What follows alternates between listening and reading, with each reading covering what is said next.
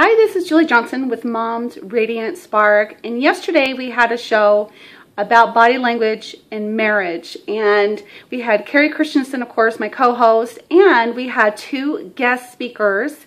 We had Kim Duncan and my friend Heidi Novak, and they are experts with 3 key elements, and their expertise is about body language in marriage. And so I just wanted to talk a little briefly and do a real quick recap of that show. So it was a great show. We talked a lot about how to initiate our sex with our husbands. And some of us as women feel like maybe we can initiate because then we would be, it's maybe not ladylike. And we've been programmed in our society that a man will, is the one that's supposed to initiate. And so when we don't initiate, then we may not be as satisfied as we could. So women, you can take it upon yourselves to initiate. Now, we don't have to say, hey, baby, you and me tonight.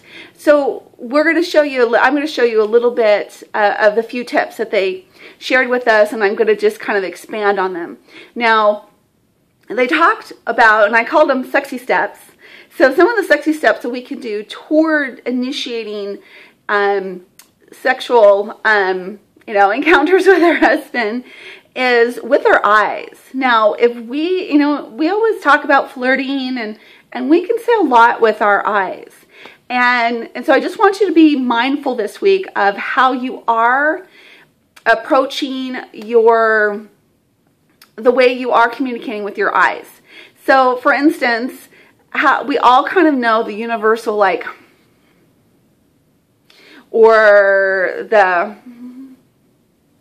we just kind of, which one sounds, and looks a little bit more inviting. So also some people cross their arms, and certainly that's not going to be inviting your husband, or it's not sending a message to your husband to, hey baby, let's get it on.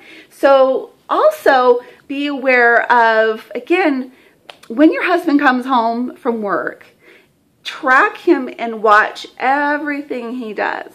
And when he watches you or notices that you're watching him, just wink and do it and kind of see how it works, because it will say volumes. Now, when my husband comes home from work and my body language again is closed off and I've got my arms, crossed, and I'm just like, I'm not going to be too approachable. And when he comes home and my face lights up, my eyes light up, then he's going to, again, be more invited or feel like he can approach me. So a lot of people, and it can be a woman, it can be a man, be very negative and closed off in a relationship. And it's really hard to be able to have people come into your life and into your heart and be vulnerable and have intimate relationships with anybody when you're closed off like that, or when you're not smiling and smiling with your eyes. And because you're smiling with your eyes, you're smiling with your mouth, or vice versa. So kind of be aware of that this week. And again, I want you to do that. A little simple technique of when your husband comes home is kind of track him and just see the sensuality in it, and he's going to pick up on that. Also, with the body language, those of us who are a little bit more animated, okay, I admit I'm a little bit more animated than other people, and so my approach may not be your approach because you have a different personality. So again, watch. If you're not as bubbly as I am, then of course we need you to kind of work on at least smiling at your husband when he gets home.